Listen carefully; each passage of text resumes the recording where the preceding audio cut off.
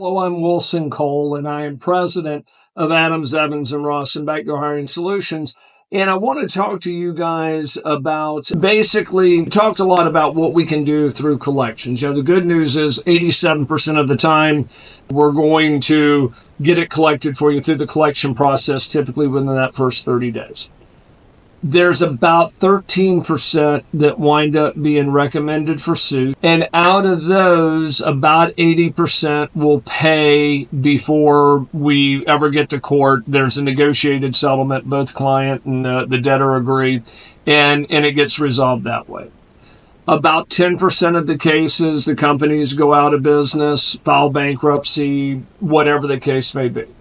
We have to enforce about 10% of the ones that we sue as far as on litigation. And I want to take a few moments and discuss some of those options are, because a lot of clients don't realize that before you can go file a lien, before you can go attach assets, before you can go, seize checking accounts, you have to get a judgment.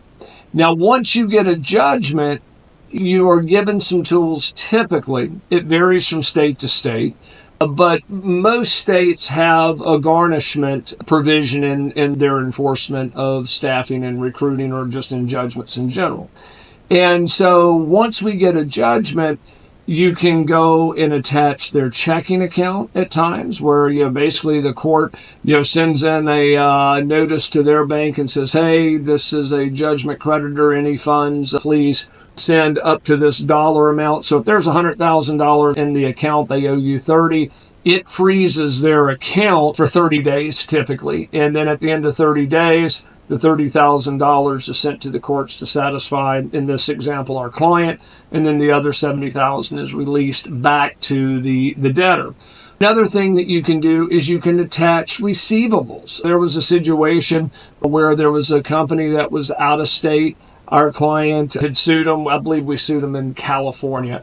And through some investigations, we saw that some larger top 100 companies were customers, and they had mentioned in some press release the work that they were doing. We were able to get with the attorney, forward that information to it, and he sent out a notification to those companies and said, hey, we're a judgment creditor. Any funds that are owed, you need to send through the courts. And so we were able to get them resolved that way. So there are varying degrees of being able to enforce.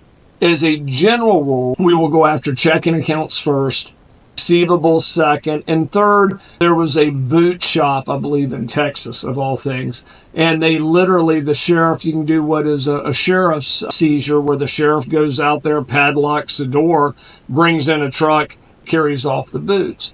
So we were able to resolve it that way and get our client paid. The interesting thing is that the sheriff didn't have to take off all the boots before they could load up the entire truck.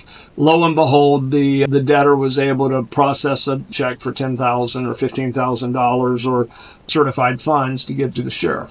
So there are certain things that you can do. Now, what is true in one state isn't always true in another. One of the things that we have done is, it's very rare that we will recommend suit, for example, in the state of state of South Carolina, because it is a non-garnishable state. So you cannot attach their checking account, you cannot go seize assets. And so basically the courts say pay.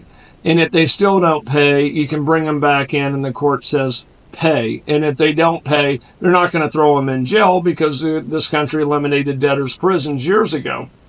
So sometimes it can become much more enforceable, or in states, and much less enforceable in others.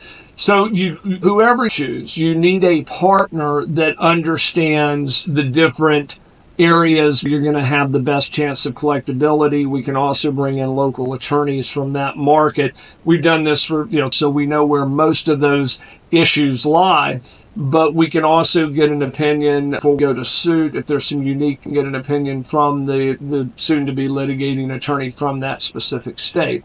A lot of times companies will use a local attorney, which is fine, but they'll file suit if the companies, and if they're in Florida, their attorney's in Florida, they'll go ahead and file suit on a company in Oklahoma. don't have assets in the state of Florida, that example, you're still going to have to domesticate it, which means you're going to have to sue them all over again in the state of Oklahoma. So just be careful. Make sure that whatever attorney you're utilizing, ask them, A, are you going to be able to enforce the judgment?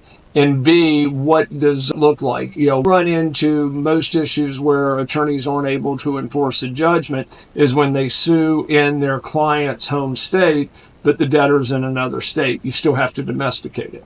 If we can help you, or if you have a situation that you'd like to discuss with me or one of our staff attorneys, please go to staffingdebt.com and book a meeting. If you'd like to look for backdoor hires with our software, go out to backdoorhires.com and book a demo, and we'll run that through for you as well. But just remember, not all's lost, because once you get a judgment, you do get some teeth to be able to enforce that judgment. Hey guys, it's Wilson again, and this video was brought to you by Backdoor Hiring Solutions. And if you like the content, make sure that you click the like button. And also, if you want to receive additional videos, then please make sure to subscribe to our channel. If you'd like to learn more about our software, please visit our website at backdoorhires.com. And then also, if you'd like a copy of my free book, The Top 9 Excuses, please click in the video below, and there's a link where you can get this book absolutely free. Just simply pay for shipping and handling. Thank you.